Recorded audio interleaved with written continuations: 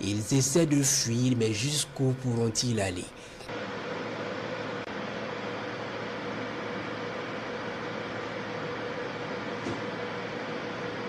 Sentant le danger, ils se camouflent rapidement, mais seront frappés. Et un autre sera détruit à la suite.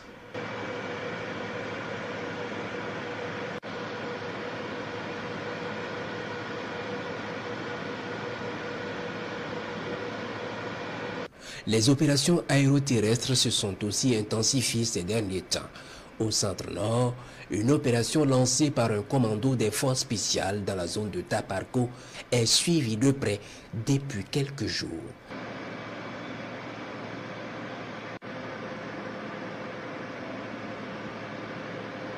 Ce 12 décembre, les commandos informent les vecteurs d'un contact imminent avec des criminels qui foncent sur eux. Les combattants du ciel les suivent dans leurs manœuvres à vive allure sous l'effet de leur drogue. À l'approche de la zone, un missile va donner le signal du combat aux criminels.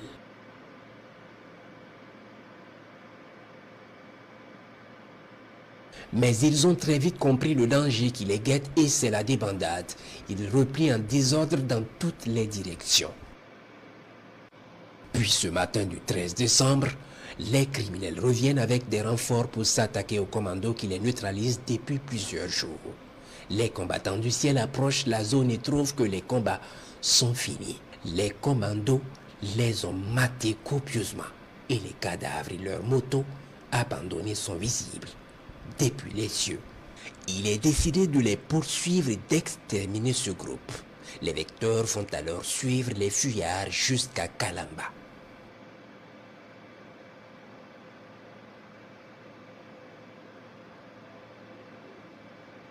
Ils les rattrapent et ils sont regroupés avec leurs blessés sous les arbres pour porter les premiers soins. Un puissant missile va venir accompagner les soignants et blessés en enfer.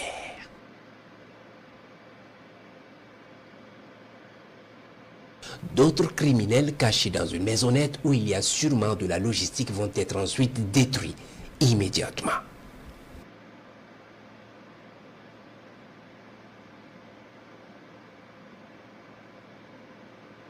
Pour anéantir complètement ce groupe, le commando qui les avait matés est alors héliporté de leur zone de combat pour se rendre dans la zone de frappe et traiter les rescapés fuyards.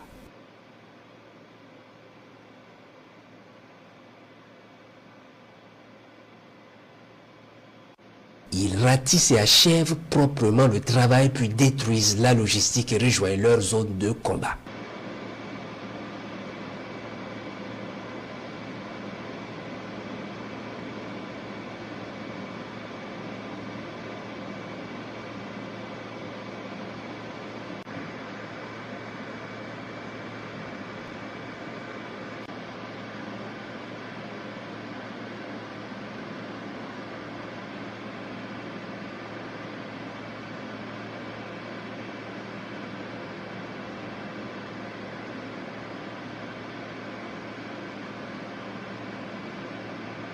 La grosse bataille aéroterrestre a eu lieu ce 10 décembre dans la boucle du monde.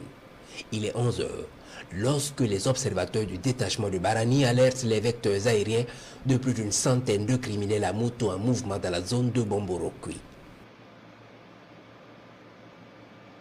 Très vite, les vecteurs arrivent et prennent la colonne en compte sur leurs motos. Ils arpentent les pistes en se dirigeant vers un hameau abandonné au sud de Bomborokwi. Ils ne savent pas que ça sera leur dernière fois de fouler notre sol.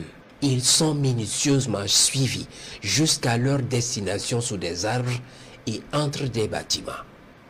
Pendant qu'ils s'installent, les vecteurs lancent l'attaque. Un missile d'une extrême violence va fendre le ciel et s'abattre brutalement sur eux.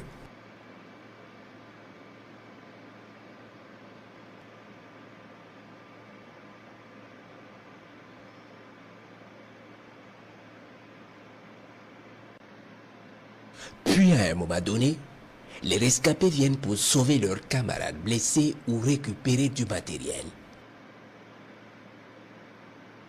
Ils sont immédiatement frappés efficacement.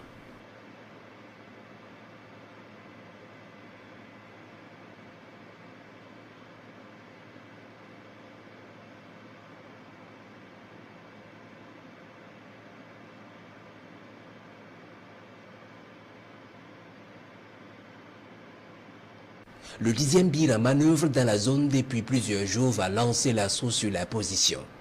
Des rescapés qui s'étaient camouflés dans les bâtiments vont les prendre à partie, mais la furie des hommes prend le dessus et ils déciment les rescapés sur la position.